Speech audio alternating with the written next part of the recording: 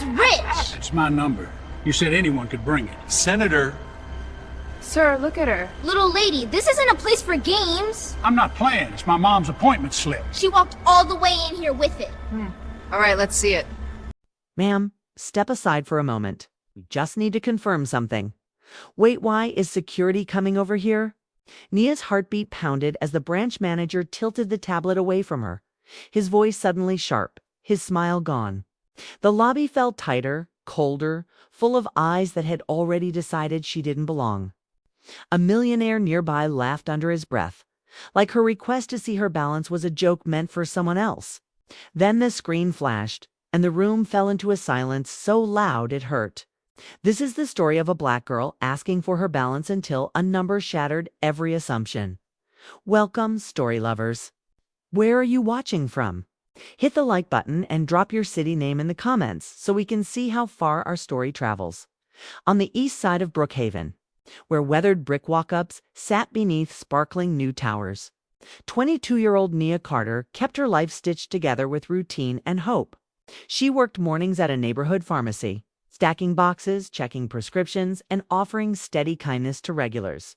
In the afternoons, she rode 2 buses to community college, chasing a business degree she believed could change everything for her and her mother.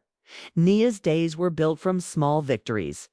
A full fridge by Friday, a textbook paid for in cash, a quiet hour at the kitchen table to study. At the same time, her mother slept off another hospital double shift. She had grown up watching doors close and learned to keep moving anyway. The city was sharp with assumptions. She knew the looks that followed her through boutiques, the tone that crept in when she asked about apartments, the way some people heard young black woman and decided who she must be that week. The rain came hard, turning bus stops into puddled islands. After picking up her paycheck, Nia checked her banking app and felt her stomach tighten. Her savings had inched upward, but the semester deposit due in 3 weeks still loomed like a wall. She wanted more than survival math. She wanted a plan that didn't depend on exhaustion. So, on a gray Tuesday afternoon, she walked into Brookhaven Trust, the bank with glass doors and marble floors, a place that always looked like it belonged to someone else. The lobby smelled of polish and money, and the people inside moved with the unhurried confidence of those who never feared overdraft fees. Nia shook off the rain, smoothed her blazer, and waited at the service desk. All she wanted was to see her balance and get advice on a student loan. She didn't notice the man near the private offices at first expensive suit. Loud laugh, a presence that pulled a room toward him. She also didn't see how a few heads turned when she stepped forward. But the air changed anyway, subtle as dimming light. And Nia felt it before she understood why.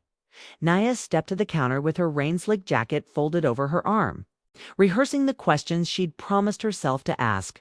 The teller, a young white man in a crisp tie, offered a practiced smile that thinned as soon as he saw her. His glance slid to the security guard by the doors, then back again. She handed over her card and driver's license and asked to see her balance and speak to someone about student financing. The teller typed, paused, and frowned at his screen. Without explaining, he disappeared into the back. Nia waited, feeling the marble lobby grow quiet. A man in line behind her sighed. Near the chairs, someone whispered and stared.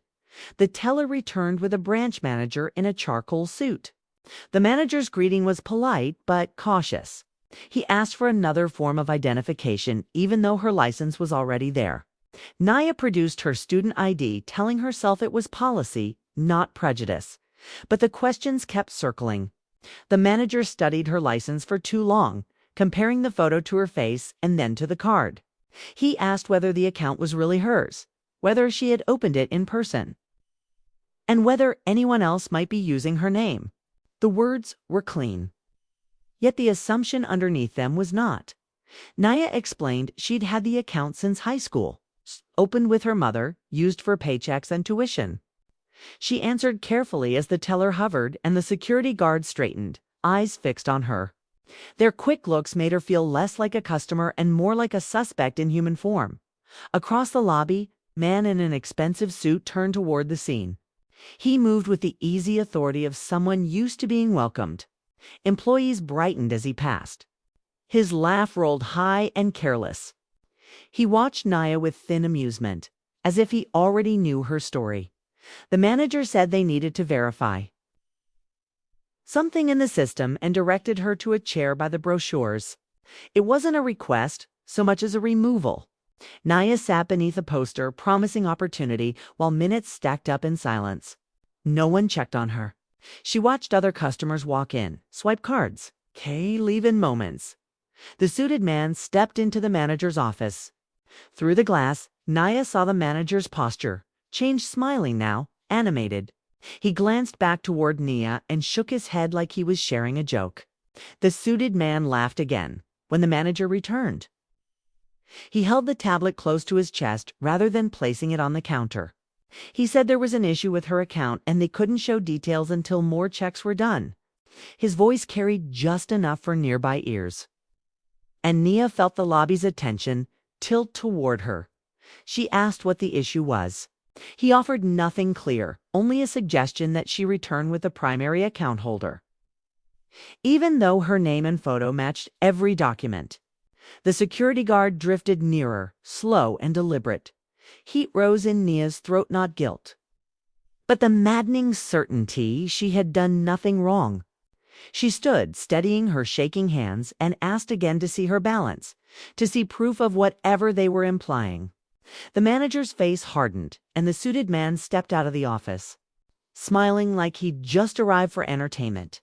The suited man crossed the lobby as if it were his living room, greeting staff by name, then stopping beside Naya with a grin full of entitlement. His eyes flicked over her damp boots and pharmacy badge, the look that followed landing like a slap amused disbelief she was still standing her ground. The manager straightened, emboldened by his presence in the room. Naya felt every stare settle on her skin. She tried to keep her voice even, but the room had already decided what kind of story she belonged to. The manager tapped his tablet and repeated that her account was under review, implying fraud without naming it. The guard drifted closer. The man in the suit chuckled, then eager to impress. The manager turned the tablet outward toward the suited man, ready to show how easily the bank could spot trouble. The screen flared to life. In that instant, the performance collapsed. The balance was not small, not questionable, not a mistake. It was staggering 7 figures, rising with recent transfers tied to a trust and investment portfolio. A ripple moved through the tellers. The guard froze mid-step. The suited man's smile cracked, his face draining as recognition hit. This was his bank, his world, and the number did not belong to someone he had been taught to dismiss. Nia watched their shock harden into fear, and the silence that followed was finally not for her. Dear audience, where are you watching from? Drop your city name in the comments. Nia didn't gloat. She didn't have to. The truth on that screen spoke louder than anything she could say. The manager's hands trembled as he lowered the tablet, remembering every cold question, every extra ID, every minute he'd made her sit like a problem. The suited man, a local real estate millionaire who prided himself on knowing people, stepped back, rattled that the young black woman he'd laughed at was tied to a trust he would never touch. The branch manager apologized, stumbling over words that sounded more like damage control than remorse. He offered a private office, coffee, and a misunderstanding framed as policy.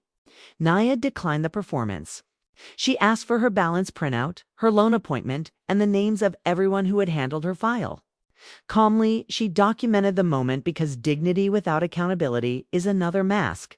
A week later, Brookhaven Trust faced a formal complaint and a viral story that forced the city to look at itself.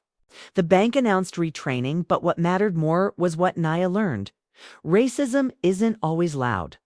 Sometimes it's a soft smile, a stalled service, a suspicion dressed as procedure. She stayed in school, helped her mother cut overtime, and started a campus group on financial bias to protect other students.